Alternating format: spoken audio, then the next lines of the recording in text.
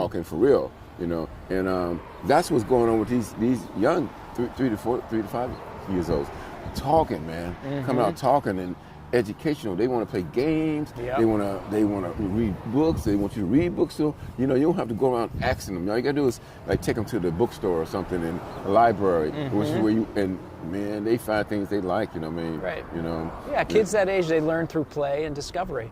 Yeah. And that's a lot of what working with really young children, 3 to 5-year-olds, is setting up ways for them to discover new things and to work with each other. They're learning the social and emotional skills along the way about how to accommodate other kids.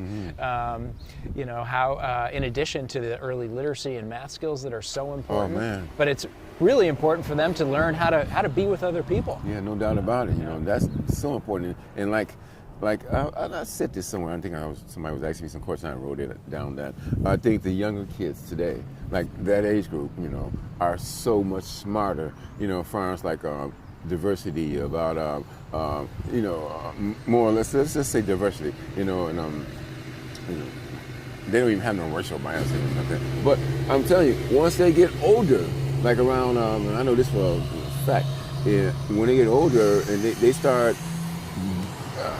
learning these ways of how to be, using racial bias and how to be, they start learning. So I was saying to this group, and we both sit on, that we need to teach these kids to be facilitators from the beginning, like be peer models.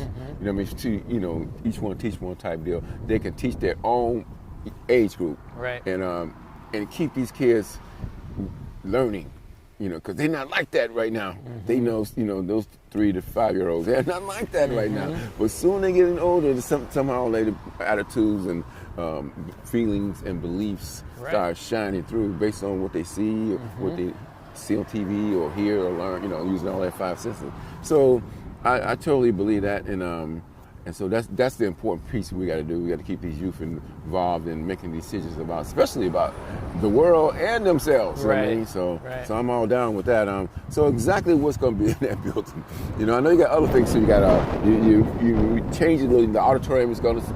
Right. So we're going to have a brand new performing arts center. We're going to have a brand new cafeteria. We're going to bring all of kind of the centralized services to the middle of the building with a new entryway. So when you come in, it's going to be really family friendly. All the the elementary, the middle, high offices will be there. The school-based health center will be there with our nurses, and we're going to have some dental chairs in there. We work with local pediatricians to offer a health clinic a couple days a week. We'll have our cultural liaisons and our ELL department will be right there. We're going to have a cafe right there, the library. So it's really going to be this nice community hub that makes all of the support services and all the people that parents typically want to communicate with, they'll all be in one place now instead of having to hunt all over the building, which makes it easier for parents. It also makes it more safe and secure for everybody in the school. Yeah. So, Winooski, years ago when I lived in Winooski on Mounts Bay Avenue, and people were saying, like, oh God, there's an influx of, they were using the word New American, they were like the word refugees, and so people didn't just know how to do it. They didn't know how to deal with them, And I think right now, or not even, it just all these years ago, I think over 10 years or more, and they finally learned how to actually work with new Americans who's been here. At one point when the new Americans came, they didn't have there was nobody like to translate to with their languages. And it's like I don't know how many languages you might know. There's a lot. Over 20 languages. 20 languages, and that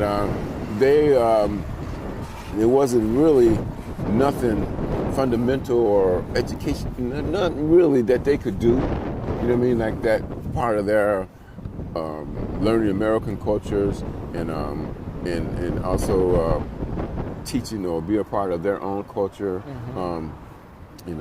When I was back in those days, I was on the board of directors for Parks and Recs, and I was like, come on, man, they were like, they would do these big things in an O'Brien Center or whatever about dinners, Yep. cultural dinners. And I'm like, that's great, but we need to teach individuals about our culture. Yep. Like if in Rome, do what as the Romans do. You know what I'm saying? You have to do it, and then a lot of times people I'm not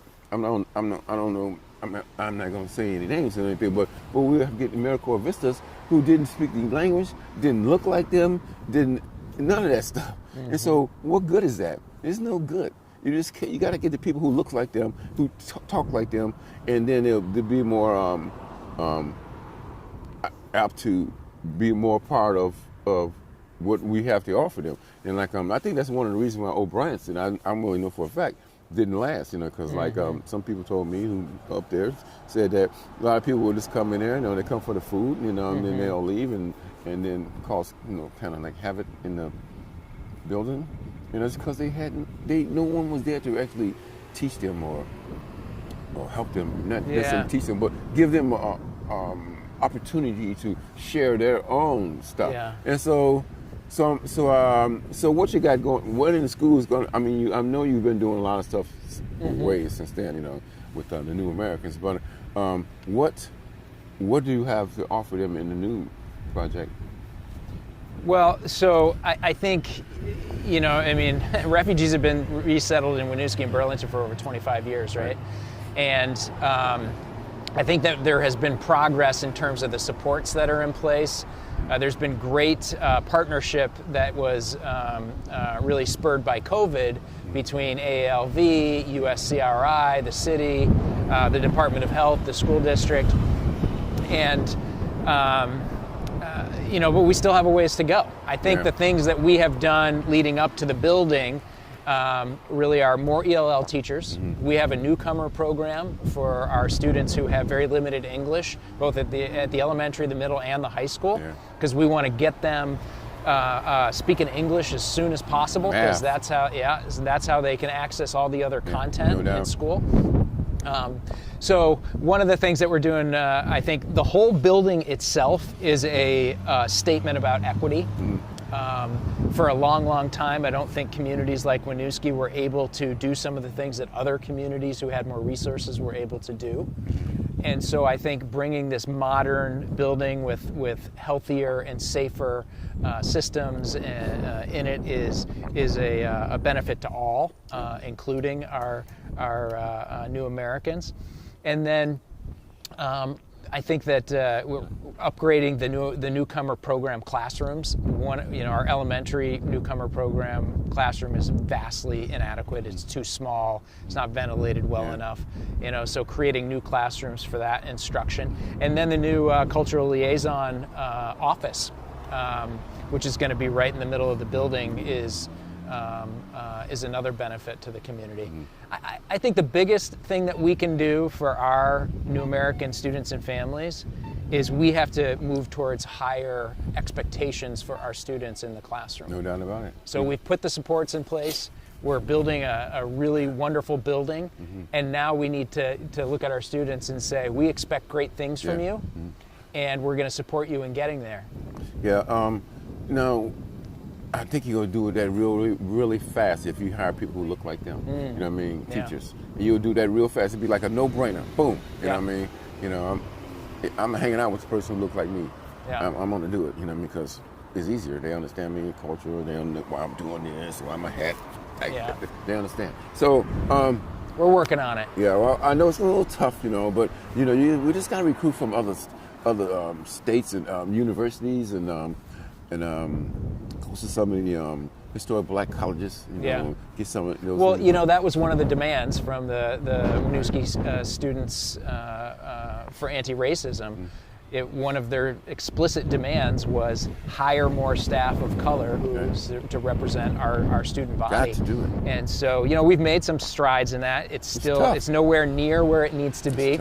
But we also need to get a group of people together who can develop a strategy, a thoughtful strategy, and then the board and I put the resources behind it. And I think you'll see that change. It's going to take some time, but I think we'll see that change. Yeah, I know this because I'm just going to do a comparable. Like I worked with the chiefs of the different law enforcement officers across the state, and for I don't know how many years. And one of the main things they want to do is hire people of color, and they put it out there, and they don't get nobody. Right. You know what I mean? Yeah. And so, and then, they got they actually have a recruiting program that's funded. Yeah. You know what I mean? And they can't get nobody. And I think we got one person from the state police and Winooski things got them when we reached out to them. But well, it's one of those things that we should be doing more collaboratively, whether it's as a region or as a state. No doubt. Instead of having each district, Right. school district, do their own thing, we should all be working together on No this. doubt about it. Because I think, ethnically diversifying our state is a key component of our long-term sustainability. Yeah. And I help with the law enforcement change some things, like data collection, and work with state police on fair and impartial police and blah blah. But to me, it's a slow change, it's a slow process. I mean, I was meeting with some officers and lieutenants because I was doing ride-alongs all around, and I just, I was there working with them for with how they engage the community. I wasn't there for the fair and impartial police. I just asked the question: Did you go through a fair and impartial policing training? And they said, yeah. I said, oh, cool. They said, yeah, it was like about 10 hours online. I'm like, you took the fair and impartial policing training online, man? So, they got to come up too, and I'm going to be talking to some of those cats. But so COVID-19 in Winooski. Now, I was talking to some leadership people there about as when we first started with COVID-19. When we first heard about it, when was that, March? Maybe before. I said, listen, we need to get people masked. Especially the people of color. We need to get them masked. Get them masked and tell them how to wear them and what they should do. And then I said the same thing to the Department of Health. I will say that, and some people up there, and they said, well, the governor's not funding the masks. And then Winooski said, we don't have, we don't have no economics for the masks. And then and I said, one thing we know for sure: if you wear, you ain't gotta know their language, you ain't gotta know a lot of things, but if you wear that mask properly and do the 6 feet distancing, you might not have a lot of cases within your town. We know that for a fact, And then they just like poo-poo my thing. And all of a sudden, I was talking to the commissioner's office and leadership in Winooski. All of a sudden, people in Winooski, the highest rate, 20-some people was infected with COVID-19. Because no one, walked around you door to door, giving them masks, explaining to them like you got to wear the mask. This is basic little elementary language. No one did it, And then since then, I got a lot of apologies from those people, and I'm like, it's just a no-brainer. It's a no-brainer if you're in a leadership position or a health position. It's just a no-brainer. If you know that the people need masks, people who look like me at the highest risk, you got to go. Not just me, but you got to give all those people masks. Right. And then, here it is. The state was doing good, and bam, Winooski, the smallest little 1 square mile town, was hit with COVID-19. Like, how many cases? I think if you were to talk to the Department of Health, I think what they would tell you is the outbreak that happened in the summer and then the other outbreak that happened later, like in December or November, were due to gatherings. Yeah. And they can be traced to very specific gatherings. I know. And I agree with you. I think it took us a while to kind of pivot, especially in March, on all of the precautions, because at the school we were really focused on, we had to release students, transfer over to remote learning. We had to make sure every student had a device, internet connection. You guys did good. I'm not talking about the superintendent. I think we did pretty good. And then after that, I think there was a lot of collaboration between the city. There was a multilingual task force, a big deal. AALV, USCRI, and translating all of the videos about the different precautions that needed to happen and everything. But there was just a lot going on there, and it certainly all could have been done quicker. I know. No, I know the collaboration, incredible collaboration after all that. And I asked him exactly what they doing and what are they doing. And I really ain't got no really good answers still from all those people who are incredible organizations and who doing this type of work. They work with New Americans. They work with people of color. They work, probably help with everybody, but I still don't have no right answer. I still don't get no answer. Write it out. I gotta see it. You gotta tell me. That's how my brain works. And I still don't get it what they doing. I don't see nobody walking down the communities, talking to people, giving them flyers, giving them, I don't see that. I live in Winooski. I don't see none of that. Yeah. I mean, you gotta go knock on doors, man. You gotta be boots on the ground, and that's how you're gonna make a difference, change. And you gotta have some people who look just like them helping you make the difference and talking with them. And I don't see that. So how are you doing it? Are you sitting through? And then some things I don't know how they're doing it. They're doing it through computing. They want you to go online. These individuals, New Americans, go online. Here goes a lady or a guy who come from some African country who's 65 or something like. Go online. Go to the American. Go try to go through that, navigate that website, and say how you're supposed to do something. Right. And come on, man. Yeah. Really now. And that's what the first thing you could do. It's online. There's a link. Right. Really. Well, in the very beginning, you weren't really allowed to go door to door. Yeah. Because it was basically a lockdown, right? So we had to rely on technology to some degree, but we also relied, particularly in the New American community, we relied on our cultural liaisons, who are highly trusted by the specific community that they work with, and they were making phone calls, they were doing video chats, FaceTime, we did Zooms. Until we could, it was a little bit, we handed out materials when we were distributing food, a couple times a week. I remember that. I remember you guys doing that. Yeah, But so it was tough. It was tough, yeah. You think that you covered it all when you do all those wonderful things that you guys do. You think that, okay, what else can we do? But I'm telling you, when you're working with high risk, economically challenged individuals that lives in your part of your poverty neighborhoods, you gotta you have to go door to door. Right. You have to go there. I don't care if it's COVID to the 150 power. You just do your social distancing, your PPE. You need health professionals. It's like essential workers. That's them. We praising them, and we should. I got a mural going up on Pearl Street Beverage right now. It's gigantic. It's like it's a praise to the essential workers, the doctors. It's so beautiful. I know, they've been amazing. Yeah. So I'm saying we have a mural going up through our arts program on Pearl Street Beverage, which 1,000 square feet, and we're gonna finish it, soon.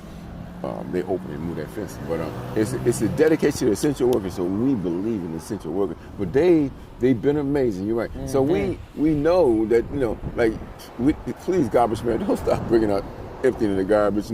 Please, all these nurses and doctors and firemen, and please don't stop doing it. But they did it because they had to do it because they were essential workers. And same with these individuals who are working with New Americans who don't quite understand. They just getting there, trying to get what we're doing here in America, and getting it.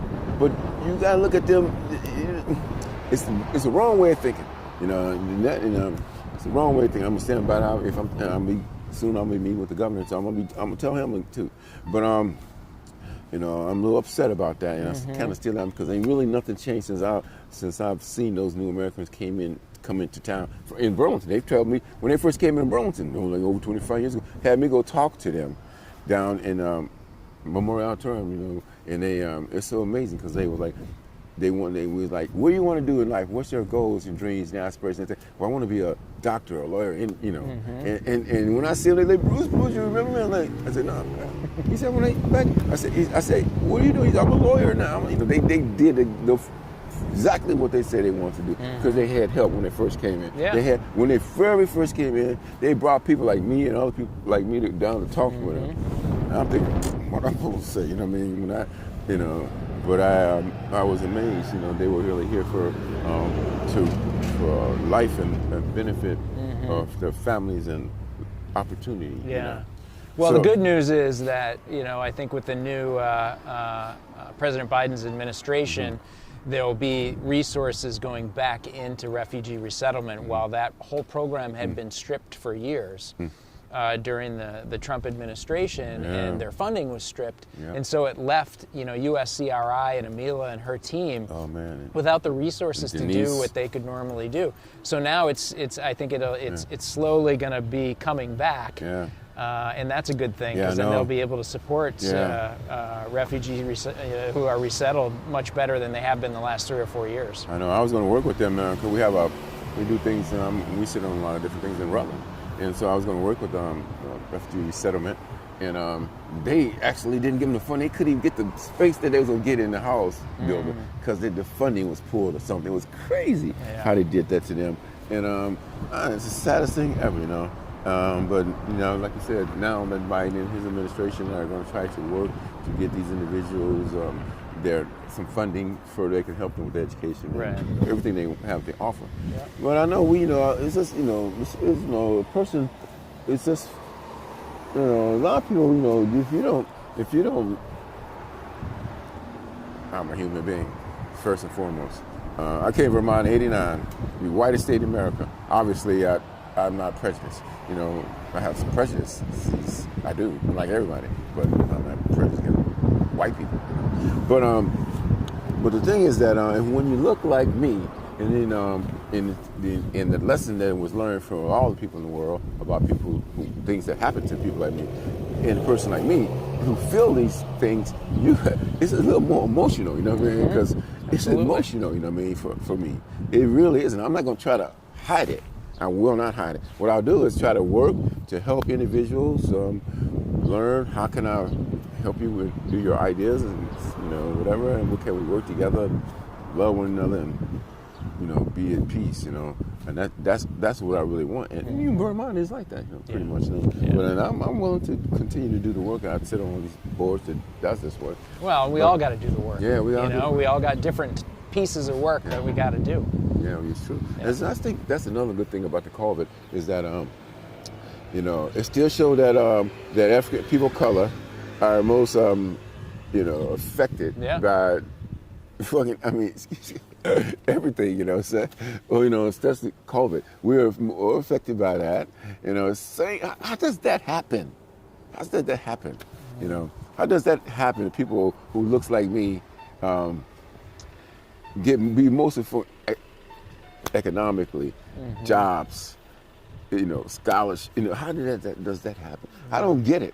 I don't understand how that. But whatever, it's all good. But so Sean, I know I go. The way of the world. I'm glad to be able to talk with you about all the different things about how we think about the ways of the world of Vermont and how we can work together. You sit on a lot of committees, and based on your job as the superintendent of the school district, Winooski School District, that's incredible.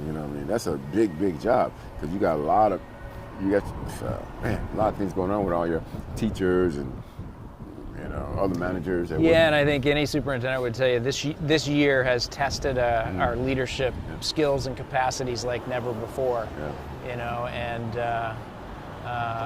We've learned a lot from it, and I think our regional superintendent group has come together a lot, and we've tried to work more collaboratively than we ever have before. But it has tested people's stress and capacity, just beyond anything we've ever experienced before. How could you ever know? And I'll speak, for Winooski, our families have been amazing. They have been so supportive of what we've been doing. We've made mistakes. They've been understanding. They've, talked to us about it and, advocated for their children's learning and what they need, and they've done it respectfully. And, I just have so much respect for our families and our parents and what they've done throughout this pandemic, and our staff. It really has shown what an amazing community, school, and the broader community that we have in Winooski. No doubt. You got incredible staff. So let's just talk about a little bit about the virtual classrooms. Wow, man! And you had to get all the computers out to the kids, and what do you have to do?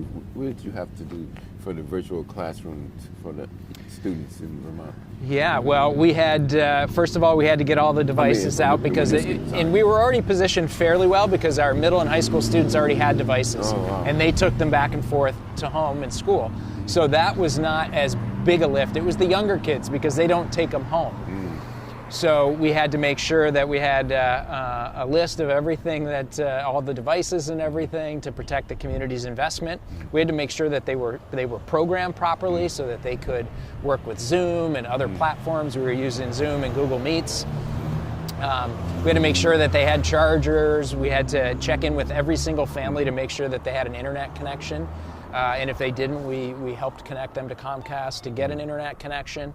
Right. So, and then there's just a lot of scheduling that happens because then teachers are communicating with their classes about, okay, we're going to meet at these times, and so a lot of schedules had to be developed, and it was certainly clunky in the beginning, but our principals, our teachers, and staff did a great job working with parents were very patient.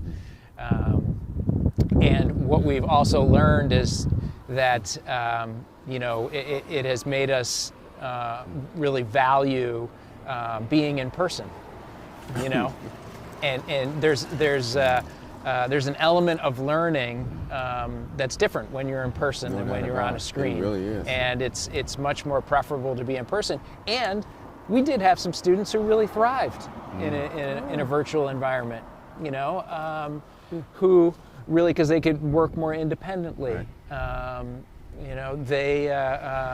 say it's a pretty small percentage, but we had some students who said, hey, I really like this, and they did really well academically. But it really has made us want to be back together. Oh, man, yeah, me too, because every time I look around, I'm in some type of Zoom meeting or something, and I can't stand the Zoom meetings, man. I really can't. Like people like you and me, we got to go to a couple of hours of Zoom meetings. 2 hours?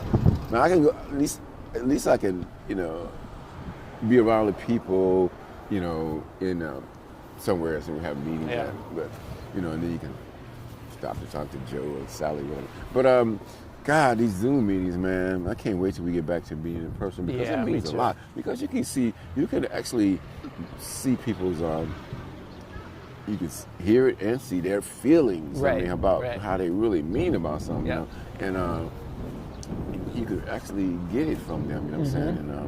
And there's a lot of verbal and nonverbal cues that happen, in learning, and teachers are expert at noticing those things. It's much harder to notice those things and to be able to act on them when you're in a virtual environment. Yeah, teachers are expert. You're right.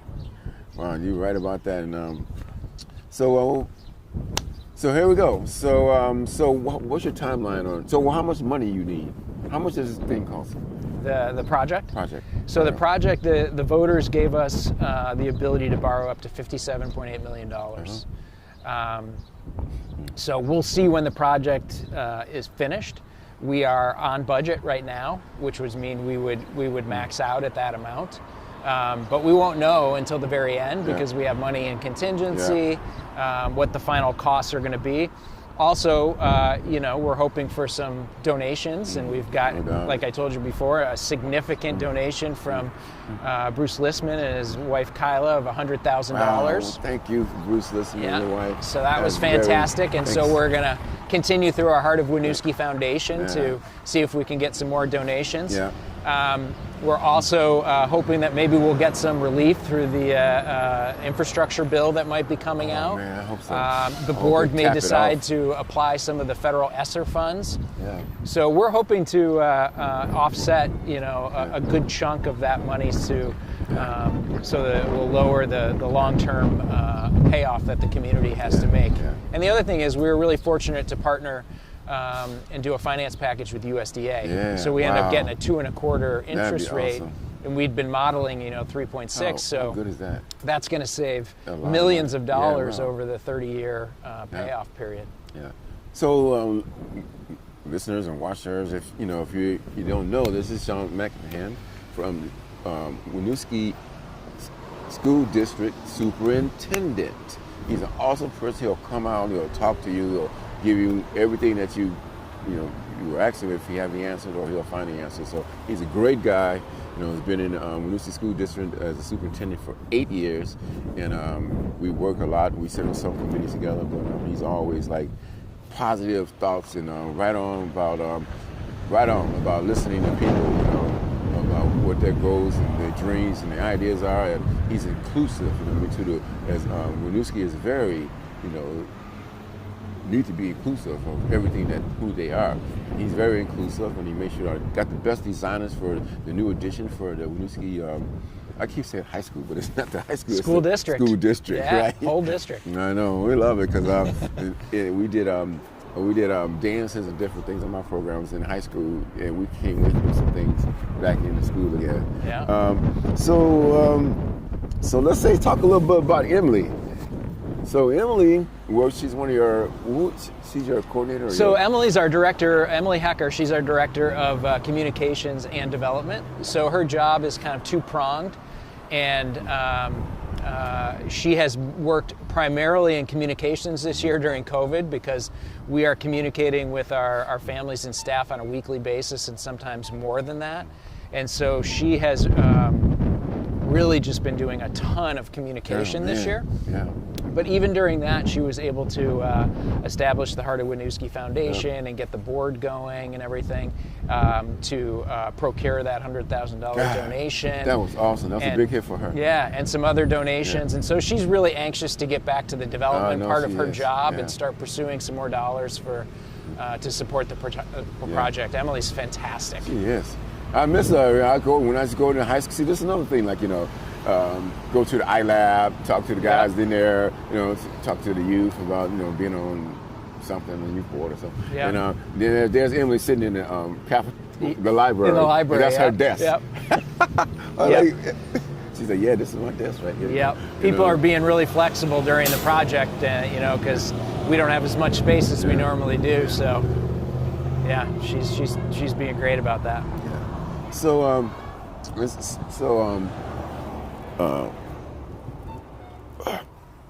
if there's are you building spaces for?